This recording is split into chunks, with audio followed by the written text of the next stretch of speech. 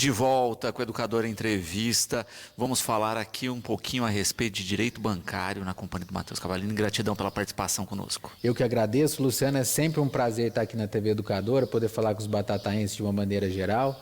É sempre muito gostoso estar batendo um papo. Eu agradeço também a TV Educadora pela oportunidade. Bom, falávamos no intervalo um pouquinho desse conceito, né, do direito bancário, mesmo que às vezes as pessoas não entendem e nem sabem dessa ramificação. Exato. O direito bancário ele é um ramo do direito civil, né? Toda vez, a gente sabe que no Brasil nós temos uma proibição das pessoas emprestarem dinheiro entre si, o popular agiotagem, né? Portanto, a nossa legislação ela reserva aos bancos exclusivamente esse direito, às instituições financeiras. E toda vez que você tem uma transação, ou seja, um banco emprestando um dinheiro para uma pessoa que pode ser uma pessoa física ou pessoa jurídica, nós temos regras de direito ali que tem que ser incorporadas, têm que ser regidas, né? E o direito bancário nada mais é o que isso, ele estabelece as regras entre banco e consumidor. Ao contrário do que muitos pensam, Luciano, nós não temos uma legislação formal, legislação que eu falo, pessoal, é lei que passa pelo Congresso Nacional, é aprovada, o direito bancário é muito tímida. O que nós temos mais são as resoluções do Banco Central. O Banco Central é o banco dos bancos, é o banco que regula toda a atividade bancária no âmbito nacional. E eles pedem resoluções, determinando ali o que os bancos podem fazer, o que os bancos não podem. Então, por exemplo, se você está pagando muitos juros naquela operação de crédito, é o direito bancário que vai te socorrer. Se você acha, por exemplo, que está numa situação de superendividamento, não está conseguindo pagar suas contas, é o ramo do direito bancário que vai te socorrer. Então, é muito importante, especialmente num país como o Brasil, cuja expansão do crédito acontece de forma desordenada, né? É muito caro o dinheiro no Brasil. Portanto, para a gente conseguir conquistar bens de alto valor agregado, né? Carro, casa, 90% da população brasileira recorre aos empréstimos bancários. E isso gera a questão do endividamento brasileiro, né? Porque muitas vezes se fala, né, que uma parcela gigante da população está endividada. E aí isso bate, as pessoas falam não, né? Mas aí você fala assim, olha, você está pagando parcela de automóvel, você está pagando empréstimo imobiliário, você está endividado. Exatamente. A diferença do que o pessoal classifica como endividado e a pessoa inadimplente. O inadimplente é aquela pessoa que de fato não está pagando a dívida, é diferente do endividado. Tanto que se você olhar os rankings, né, 70% da população, 70%, 80% da população brasileira está endividada. Não quer dizer que essas pessoas estão inadimplentes, quer dizer que as pessoas têm dívidas que podem estar em dia. Então, se você tem um financiamento de veículo, se você tem um financiamento imobiliário, se você tem um empréstimo pessoal, você que é funcionário público ou CLT, é muito comum os bancos têm uma publicidade muito massiva do empréstimo consignado, por exemplo. E por quê? Porque o banco é bonzinho? Não, porque o risco do banco é muito menor. O banco ele trabalha com a questão do risco, eu sempre explico isso, Luciano. Quanto mais risco o banco tem naquela operação, mais comedido ele fica ao te emprestar o dinheiro. Qualquer segurança maior para uma instituição financeira descontar direto da tua conta, da tua folha de pagamento, não é nem você que paga, é a tua fonte salarial que chega e o banco só pega. Você diminui o risco do banco, então o risco praticamente de não pagar, especialmente de um funcionário público, que nós sabemos que pela legislação tem certa estabilidade funcional. Então a gente sabe, por exemplo, um policial militar, ele vai, por via das regras, continuar ali o resto da vida dele como policial. Então o banco, ele tem essa previsibilidade. Fora também a diminuição do custo operacional do empréstimo. No empréstimo de veículos, se você tem um empréstimo de veículos, você sabe como que você paga. Você paga por boleto, a grande maioria das vezes. O banco ele tem um custo para isso. Ele tem que te enviar um boleto, ele tem que compensar esse boleto. Se você atrasa, ele tem que designar um funcionário do banco para ir acompanhando, para atualizar. Lá você não tem isso, é direto em folha, ele nem precisa se preocupar. Diminuição de custo operacional, diminuição de risco. Consequentemente, nos empréstimos consignados, o banco ele tem uma publicidade muito massiva e é um excelente crédito para o banco. Por isso que nesses empréstimos é tão difícil o banco fazer acordo.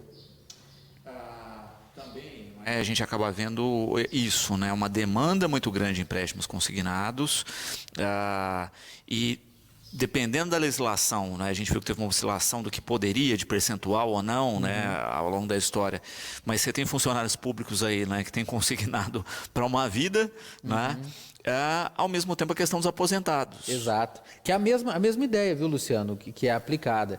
E exatamente, na parte assim, a gente tem uma definição, tá, do que um percentual que o banco pode descontar. Sempre foi, Luciano, aqueles 30%. Sempre foi estabelecido isso, ó, os rendimentos líquidos que a pessoa tem, o banco, o máximo que o banco pode descontar é 30%. Só que nós sabemos que nós passamos por uma calamidade pública, uma pandemia, né, que acabou desestruturando todas as bases econômicas do país. O que o governo fez, os nossos constituintes, os nossos legisladores? Eles foram lá e alteraram os limites da margem. Ó, de 30 passou para 35, passou para 40%. E por que eles fizeram isso? Para aumentar o consumo, a expansão do consumo. Ou seja, a grande maioria das pessoas que ganharam mais margem, né? Estou com 30%, eu ganho mais 5% aqui. Consequentemente, eu vou pegar empréstimo e a maioria das vezes eu vou gastar esse empréstimo. Eu vou comprar coisas, etc. E isso fomentou a economia. Tanto que se você olhar a estatística desse período, dessa pequena expansão do microcrédito do consumo, você vai ver que isso evitou, inclusive, muito colapso da economia. Foi bom, mas causou o efeito, quando um caminhão, um navio, ele para, ele demora um pouco, né, até, de fato, ele parar. Então, é mais ou menos isso. Agora a gente está vendo um superendividamento de diversas pessoas que lá atrás extrapolaram a margem, né? E fora que muitas das vezes ainda o banco extrapola o limite. Aí você tem que entrar com uma ação judicial de limitação. Eu já peguei caso, a gente pega caso que às vezes o banco está descontando 80% dos rendimentos da pessoa. 80%. É um absurdo. Tá? E a gente vê esse abuso agora com a questão do desenrola. Não é? Porque muita gente falou, nossa, parece mágica, estou pagando um valor muito abaixo, etc e tal, né? Mas é justamente porque você já tinha pago em tese várias vezes. Muito bem lembrado, eu não lembrava disso, mas cuidado, pessoal, com esses programas para você fazer quitação com desconto, essas coisas. Por quê? Às vezes aquela dívida ela está até prescrita, às vezes o banco não pode nem cobrar aquela dívida. E ele te dá lá a oportunidade, ó, de R$1.000 você vai pagar 90, você vai falar, nossa, eu estou um bom negócio, mas o banco nem podia te exigir esse valor. E o pior, você vai lá e paga essa dívida prescrita, essa dívida que foram feitas ofertadas, né, por esses programas. E aí o que acontece? Beleza, você não fica negativado, eles tiram lá você do Serasa, ok. Só que tem um sistema interno do banco que é chamado Registrato, que é a famosa lista negra dos bancos. É um sistema do Banco Central, gerido pelo Banco Central, mas que os bancos compartilham isso. A gente sabe que 70% dos bancos, 7 grandes bancos, controlam praticamente toda a atividade financeira do país. E eles compartilham essas informações. Aquilo fica registrado no teu Banco Central. Então, o banco, quando você vai lá, por isso que muitas pessoas às vezes me procuram, Luciano, falam lá, nossa, o meu score aqui é excelente, mas qualquer empréstimo que eu vou pegar para comprar um carro, uma casa, eles me negam. E você não consegue identificar de onde está tendo isso. Você vai verificar, está no registrado porque você pagou uma dívida com descontos, entendeu? E o banco entende aquilo, é objetivo, é matemático. O banco entende aquilo como uma forma, um risco para os outros bancos. Então você não consegue mais crédito, aí você tem que entrar com uma ação judicial, etc., porque a justiça equipara isso como uma negativação indevida, nada mais justo. Porque se a pessoa nem sabe do que está acontecendo, pelo simples fato de ter pagado uma dívida com desconto que foi ofertada para ela, começa a ser negado qualquer crédito para ela no Brasil, fica complicado, né? Exatamente. E é interessante a gente ver, né, toda essa dinâmica, porque ela é muito própria da estrutura financeira e parece que a população toda fica alheia a isso, né? Fica refém da estrutura e ao mesmo tempo é a própria população que mantém a estrutura. É a própria população. E na verdade, Luciano, também, os bancos, às vezes, eles utilizam expressões difíceis exatamente para as pessoas não entenderem. Então, a pessoa está lá no contrato dela, ela atrasou uns dias lá. Aí ela vai lá e vê lá juros e comissão de permanência. Ela não entende o que é comissão de permanência. O que é isso? Nada mais é do que, se você pegar, até o português nos ajuda. Comissão de permanência é um encargo que o banco cobra por você ter ficado permanecido, esse é o nome, com o dinheiro do banco durante 5 dias de atraso. É simples, mas por que comissão de permanência? Porque tarifa de avaliação administrativa do bem. Por que não fala? É um laudo, tarifa de laudo eles usam essas expressões exatamente para dificultar o pleno conhecimento dos consumidores, né? Sobre o que ele está pagando, sobre o que ele não está, etc. É muito difícil o contrato bancário, Luciano. Até para quem é advogado, para quem é profissional e não é especialista na área, não entende a complexidade de que é um contrato bancário para se trabalhar. E questionando justamente isso, né? Como é que eu sei que o banco não está abusando de taxas, tarifas, juros e etc.? Ana Lúcia, obrigado pela sua pergunta, obrigado por estar acompanhando aí. Vou ser muito transparente com você, é muito difícil você saber disso sozinha, você realmente precisa, às vezes, de uma ajuda especializada. Mas aqui tem alguns indicativos. Por exemplo, um indicativo muito importante que eu costumo dar para a pessoa. Se você tem a sensação de que você paga e o financiamento não termina, é sinal que pode ter algum problema. Então, por exemplo, você tem lá um empréstimo de financiamento imobiliário. E aí você já pagou, sei lá, de 360 parcelas, você já pagou 100 parcelas. Aí você vai lá e pede para o banco fazer um pedido de liquidação antecipado para verificar quanto ainda está devendo. Você vai lá, você fala, o valor era 300 mil, ainda está 280. Você fala, nossa, mas eu já paguei 100 parcelas, parece que eu paguei 10. Se você está pagando e tem essa sensação, pode ser que tenha algum problema no seu método de amortização, entendeu? O que é método de amortização? É um nome difícil, mas que na verdade não é nada difícil. Vamos imaginar que você pega ali, emprestado com o banco, R$1.000 e você combina com o banco que você vai fazer o pagamento em 10 parcelas de 100. O banco, quando ele vai precificar a tua taxa de juros, ele tem que precificar de uma forma que você restitua esse valor, né, os R$1.000 que ele te emprestou, porque a gente sabe que tem inflação, ou seja, o mesmo os R$1.000 que ele te emprestou lá em janeiro de 2020, não é os mesmos R$1.000 que ele está retomando em janeiro de 2021. Vamos imaginar que esse empréstimo é de 12 meses. Não é, então ele tem que atualizar e junto com isso ele tem que ter um lucro, que a gente chama de juros remuneratórios. O banco ele vive disso, ele te empresta um dinheiro, ele cobra um valor em cima disso. Então, método de amortização nada mais é do que isso, um sistema que o banco utiliza para voltar o dinheiro atualizado para ele e ainda ter o lucro. Tem vários no mercado, sistema Price, SAC, que é o sistema de amortização constante, Sacre, Gauss, tem vários. Mas se você tem essa sensação, é um indicativo. Outro indicativo que eu te dou, se você tem um empréstimo, especialmente de veículo, olha no teu, isso é fácil de ver, olha no teu contrato se tem um seguro prestamista, chama seguro, tem lá um seguro obrigatório, etc. Esse seguro obrigatório a gente fala que configura venda casada, na grande maioria das vezes. É um seguro que o banco insere no seu contrato sem a tua autorização e ele não faz parte do empréstimo. E muitas das vezes, se você for analisar, a seguradora é do mesmo grupo econômico do banco. Então ele lucra duas vezes, entendeu? E qual que é o pior? Às vezes é um seguro, sei lá, de R$2.000. Você fala, R$2.000, um empréstimo de 50 mil, não é tanto. Só que, gente, esse seguro ele é diluído nas parcelas aplicando os juros do contrato de 3%. Ou seja, o teu seguro de 2.000, no final você paga 6, 7 mil. Um seguro que nem precisa. Então esses são alguns indicativos que você mesmo pode olhar no seu contrato e verificar se tem alguma irregularidade. E que muitas vezes, não é, quando você chega a discutir algumas questões, não é, se você tenta optar, fala, não, mas eu quero pagar essa estrutura aqui já direto à vista. Raramente libera. Não, raramente libera. Se você optar pelo seguro, raramente libera. Outra coisa que às vezes eu dou uma dica para fazer é você fazer a amortização antecipada do teu contrato. É aquele famoso, ficou famoso na internet, mas o povo às vezes fala umas instruções equivocadas. Não é bem assim, não são todos os contratos que dá para fazer isso. A amortização antecipada é você pegar a última parcela e pagar antecipado. Por quê? Nós temos uma resolução do Banco Central, se não me engano, a 4301, uma coisa assim, que fala o seguinte: quando você vai fazer uma quitação antecipada, quando você vai pagar uma parcela muito antecipadamente, você tem direito à redução proporcional dos juros remuneratórios. Mateus, que nome difícil. Eu vou te explicar. Juros remuneratórios, basicamente, é os juros que o banco te cobra no contrato, porque ele está te emprestando. Quando ele vai fazer o seu empréstimo, ele calculou que você vai pagar, sei lá, em 100 parcelas. Portanto, ele calcula os teus juros remuneratórios em cima de 100 parcelas, 100 meses. Se você está antecipando, não faz sentido o banco cobrar todos esses juros. Você está antecipando a parcela. Então, o abatimento proporcional dos juros remuneratórios é a diminuição dos juros. E a resolução garante, com algumas exceções. Por exemplo, se você tem um empréstimo regido pelo SFH, que é um empréstimo normalmente com a Caixa Econômica Federal imobiliário, tem um empréstimo para construir para casa. Esse você não pode fazer. Mas o consignado, por exemplo, você pode. Pessoal, por exemplo, você pode. Você amortiza, pede para pagar a última, entendeu? Luciano, você não tem ideia de como que isso reduz proporcionalmente os juros. Aí, com o valor de uma parcela do teu contrato, que você paga normalmente R$600, você quita 3.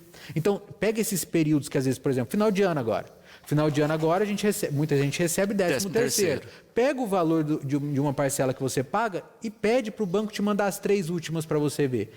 Proporcionalmente, você reduz 3 parcelas, você quita o empréstimo mais rápido com mais desconto. Isso é direito bancário? É direito bancário, mas isso também é organização financeira. É você saber disso, saber desses pontos e saber organizar para você pagar menos juros. São estratégias, né, da parte administrativa do direito bancário. Muito bom. Isso vale, né, para empréstimo, para parcela aí de automóvel, de residência, etc. Só o de residência que tem um pouco mais de resistência por conta da limitação da resolução. Mas o empréstimo pessoal e o consignado é tranquilo fazer. Muitas das vezes o banco nega, tá? Mas aí, se for o caso, você dá uma brigada lá com eles, procura na internet para fundamentar e procura uma ajuda. Mas você tem direito pela resolução. Inclusive, tem alguns bancos que cobram uma tarifa, a tarifa de liquidação antecipada, e nessa própria resolução está lá. Porque às vezes o banco ainda, você quer pagar antecipado, ele ainda te cobra um encargo por isso. Quer dizer, eu estou pagando antecipado, você ainda está me cobrando por isso. Chama tarifa de liquidação antecipada. Se estiver no teu contrato, esquece, isso é legal. Você pode questionar isso também. Muito bom.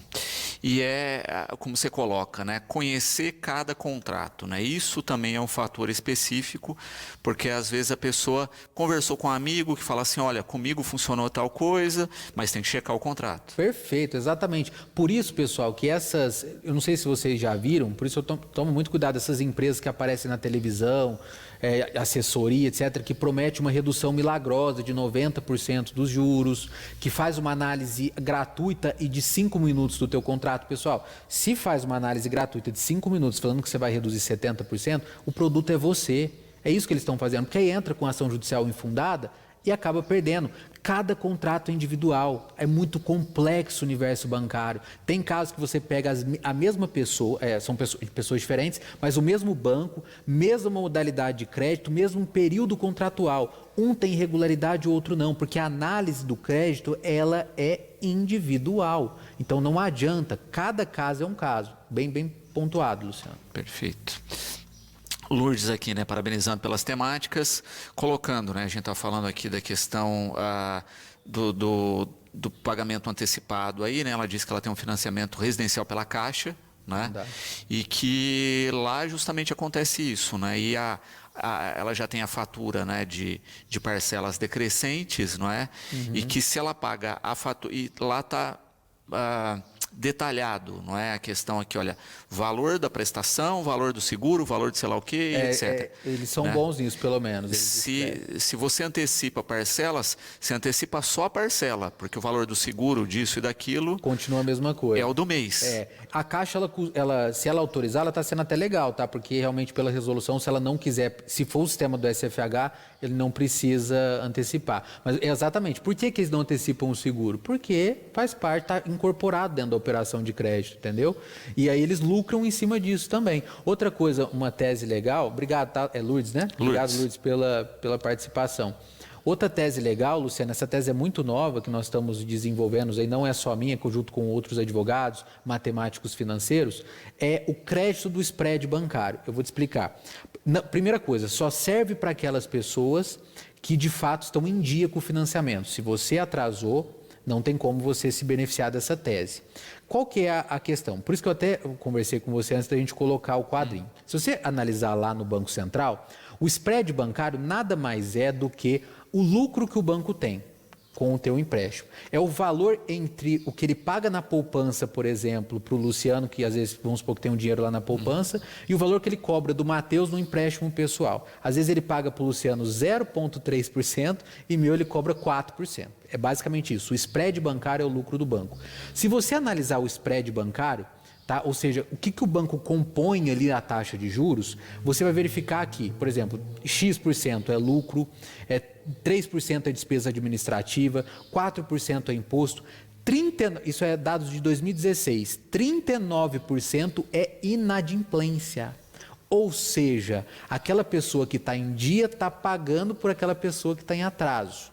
Então o banco é literalmente isso, o banco te punindo por você estar em dia. Então pensa o seguinte, se eu estou em dia, dados de 2016, isso oscila um pouco, você pagou 39% a mais por estar em dia, o banco te punindo por você não tenha atrasado o teu financiamento. Então, Luciana, a tese é, se eu paguei, se isso é disponibilizado pelos próprios bancos, eles cobram 39% a mais do meu financiamento, imaginando que eu não vou pagar.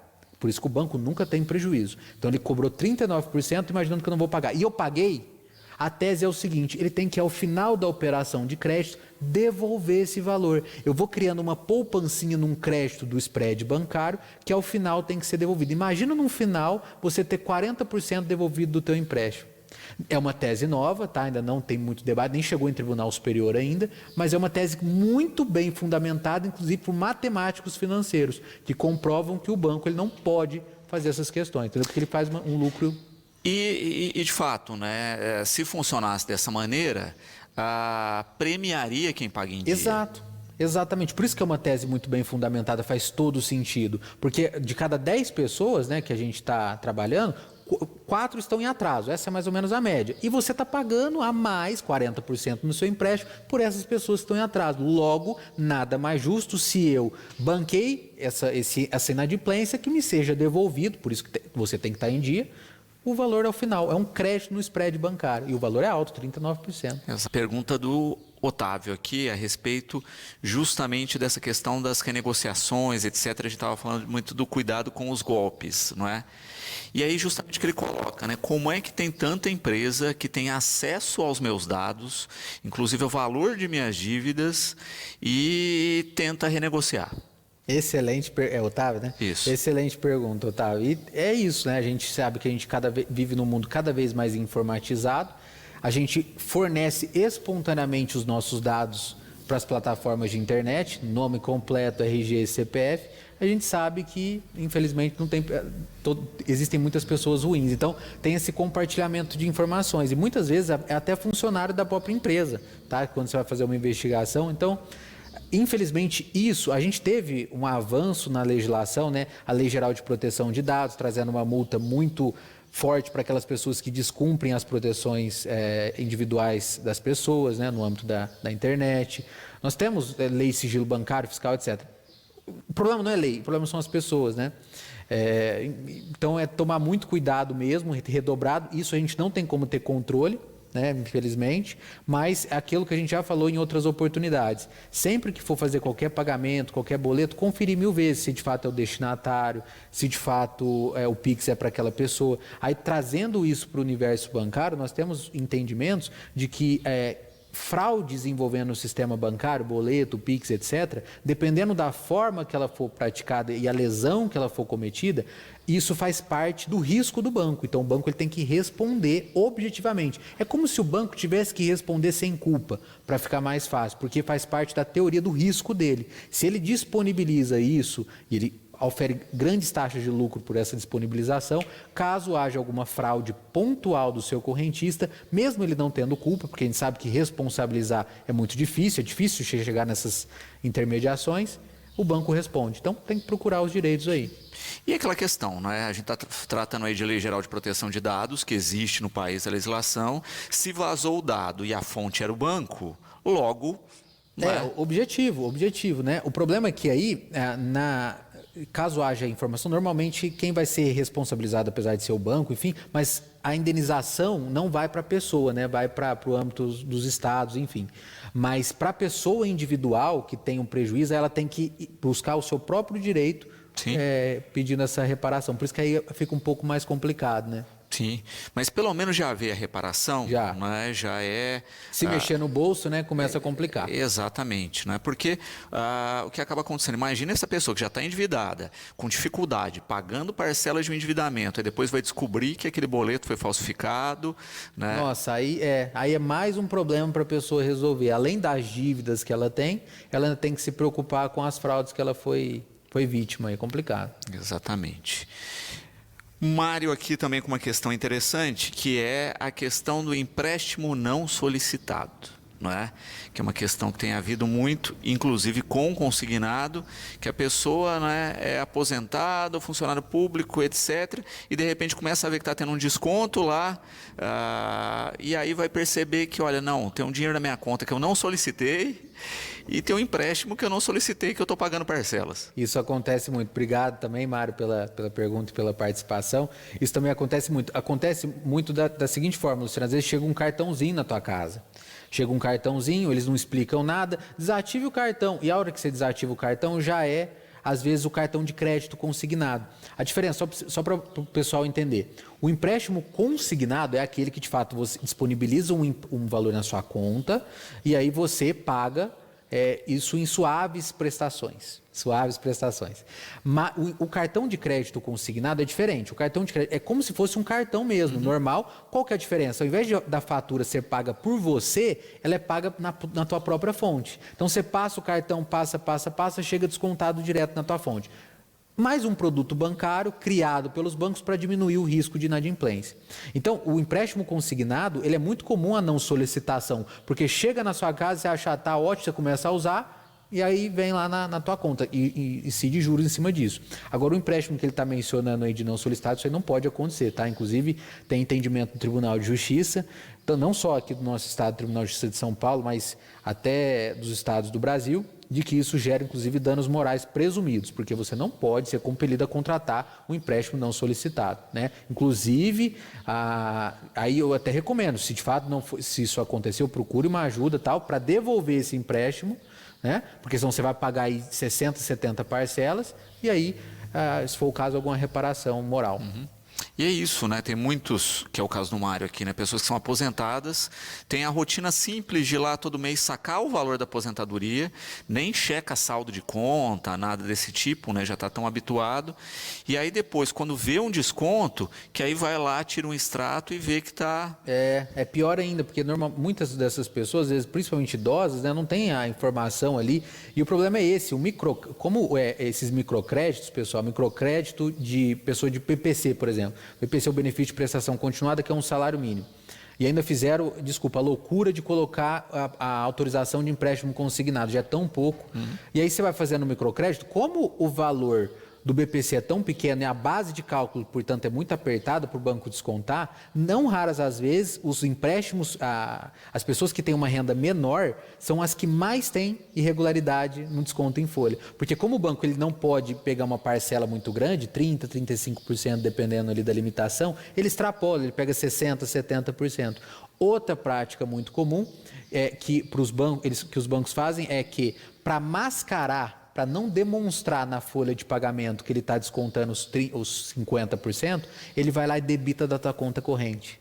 Então, ele mascara isso. Na prática, ele está descontando 50% da tua folha, porque ele pega 30% da tua folha, mais 20% da conta corrente. A hora que cai o teu salário. Qual que é a diferença?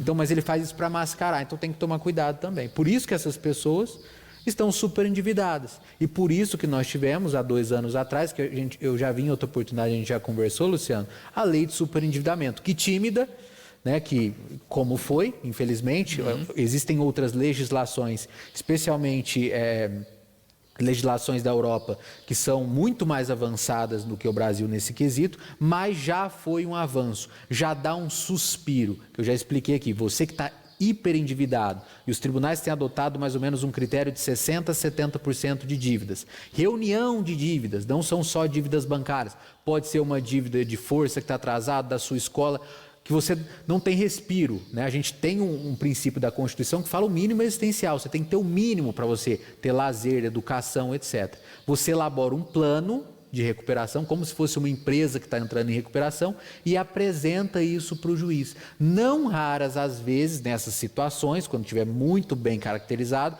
por isso que o plano tem que ser muito bem montado, o juiz concede uma liminar para limitação. Então, já no início do processo, fala, bancos, credores, podem descontar aqui no máximo 30%. E eles impedem, o juiz com essa decisão impede que inclusive a pessoa é negativada. Resultado, ela volta a ter respiro financeiro, e aí tudo passa a se encaixar, porque, Luciana, muitas pessoas que eu atendo, as pessoas que estão super endividadas, não são só o problema financeiro, tudo começa a ser potencializado. Então a família, ela começa a ter problema familiar, ela começa a ter problema no trabalho, ela começa a ter menos paciência, entendeu? E eu atendo muito, por exemplo, professores e policiais, que a gente sabe que trabalha muito sob pressão. Então tudo começa a se desencaixar. Então, quando a gente elabora esse plano para essa pessoa e a pessoa volta a ter respiro financeiro, tudo começa a melhorar. Tem que ser feito com estratégia, claro, mas tem como se negociar, fazer boas negociações com o banco. Perfeito. E por isso, né, tem que se ter a análise justamente de tudo que está ocorrendo. Né, e é como você coloca bem, né, a legislação mesmo tímida, só o fato dela englobar todo o endividamento do sujeito, né, já deixa as coisas mais claras. Porque antes a gente tinha uma coisa de negociar pontualmente com o banco, mas eu tenho as outras contas do mês para pagar. O que adianta? Exatamente, a legislação ela avançou nesse sentido, por isso ela trata o superendividamento, não só o bancário. É que o bancário é o mais comum, que são os momentos que nós tomamos empréstimo, mas é uma maneira geral. Então, todas as contas que você tiver, e nesse plano de recuperação que você elabora, aquilo te dá um respiro para você também pontuar. E muitas das vezes, nesses planos de recuperação, repito, gente, não são todos os casos, tá? Existem casos que é melhor uma ação de limitação de desconto, que é mais rápido. Existem casos que é melhor a revisão, mas estou falando para os casos específicos, que têm que ser analisados, como a gente conversou, ponto a ponto individual. Mas, às vezes, o banco percebendo ali que, por exemplo, a grande fatia do valor dele vai ser comprometida pelo plano de recuperação, ele acaba dando descontos legais. Como a gente falou, o spread bancário é calculado o quê? 39% em cima de inadimplência. Então, o banco ele tem uma gordurinha para queimar. A gente acha que não? Tem sim. Então, por isso que ele dá descontos às vezes. Então, é sempre muito importante verificar isso. Outra questão também da lei de superendividamento que foi incorporada é a proibição que tem muito, ainda tem, infelizmente. Eu vi na porta do fórum esses dias um bilhetinho. Você que é negativado, procure a gente que a gente faz empréstimo na tua conta de luz. Isso. Não faça esse tipo de empréstimo, gente. Eu sei que às vezes é legal você tá negativado. Primeiro que o limite é baixíssimo, eles vão te oferecer 2, 3 mil reais. Você vai pagar às vezes 30% de juros ao mês naquele empréstimo. Você paga 3, 4 vezes. Entendeu? Então, empréstimo e a lei de superendividamento proíbe expressamente que os bancos doravante, daqui para frente, façam menção que aquele crédito é para consignado, exatamente porque ele sabe o potencial ruim que é para essas pessoas, esses empréstimos, esses microcréditos extremamente abusivos para essas pessoas que têm limitação de crédito. Também a Beatriz aqui, né, parabenizando pelas informações tão importantes e justamente essa questão, não é, de outras fontes de recurso ou de empréstimo, né? Ela coloca aqui que a costureira tinha um problema sempre com a questão de endividamento e depois de muito tempo descobriu estruturas como o Banco do Povo, que tem uma taxa que cabe no orçamento. Bem lembrado, Beatriz. Obrigado também pela pergunta. Se você quiser verificar, realmente, outra coisa que eu costumo orientar, antes de tudo, veja os seus empréstimos, especialmente consignado, pessoal, e veja se tem a possibilidade de você fazer a portabilidade para um banco que cobra uma dívida menor. A portabilidade nada mais é do que você transferir um financiamento para outro banco. Isso é garantido pelo Banco Central. Mas aí o que você faz? Cuidado também para não trocar para um banco pior. No Banco Central, acessa aí www.bancocentral.com e procura lá as informações de crédito. Né? Ou coloca no Google, crédito, valores de bancos, crédito, tal. Lá tem uma listinha que o Banco Central coloca dos bancos que cobram mais crédito, mais juros, para os que cobram menos. Escolhe aqueles que estão em primeira posição. Por exemplo, vou dar um exemplo legal para vocês. Em empréstimo de financiamento imobiliário, opte pela Caixa Econômica Federal. Digo sem medo de errar. A Caixa Econômica Federal, não estou falando do consignado, estou falando especificamente do empréstimo imobiliário para aquisição de imóvel. É uma das que tem a melhor taxa de mercado. Então, olhe, faça essas informações antes de pegar o empréstimo, faça essa consulta, vê quais bancos cobram um crédito mais facilitado, e uma taxa de juros menor, e opte sempre por esses bancos. E se for o caso, faça o pedido de portabilidade para esses bancos, e consulte o seu gerente que isso pode ser dado a você, né, como benefício. E a Neuza também colocando uma questão importante aqui, né, para se avaliar, né, que a gente estava falando. A gente estava falando dos casos específicos, né, de cada caso é um caso, de cada perfil de endividamento, etc. E ela coloca essa questão da legislação, né, que mudou recentemente, dos bancos poderem apreender imóveis e bens, né?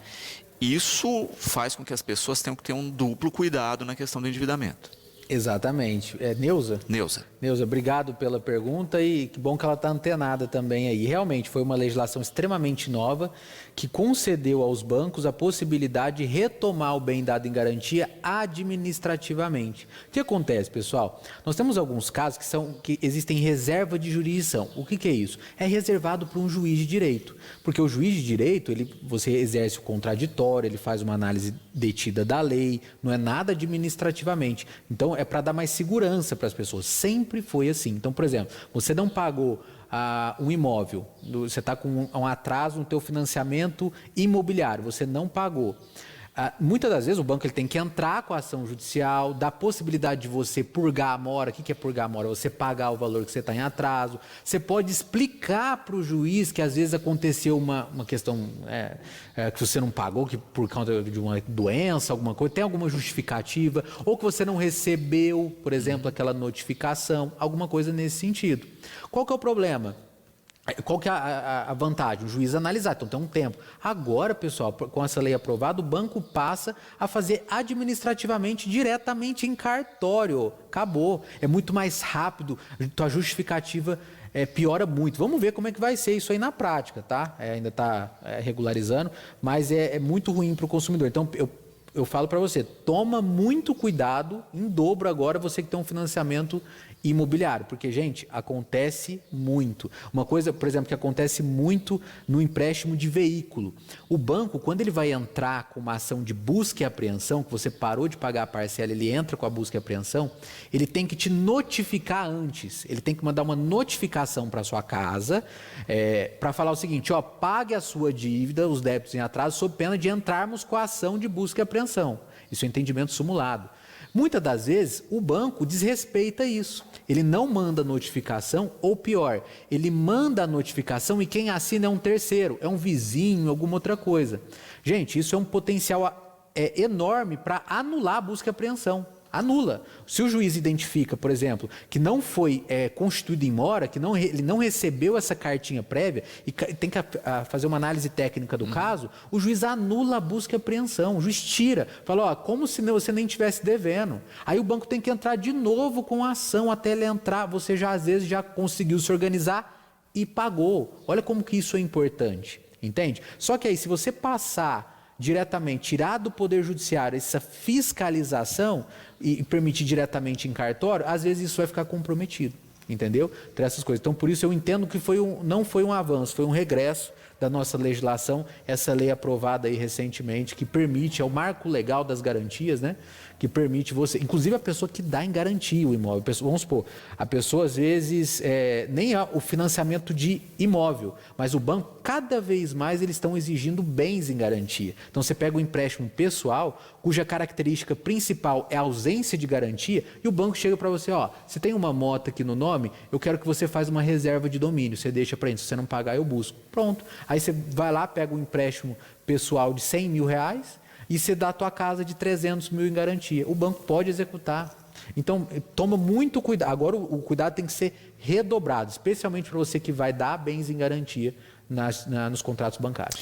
E mais do que isso agora, né? Porque a gente tem uma questão prática de poder fracionar o valor desse imóvel agora, né? Pelo que tem sido falado, né? Sim. Olha, eu tenho um imóvel de 300 mil, fiz um empréstimo de 50 mil, dei em garantia, aí eu posso fazer empréstimos até chegar no valor. Até no valor por isso você pode fazer vários empréstimos em cima daquele imóvel. É como se você tivesse subdividido o teu imóvel em quatro frações.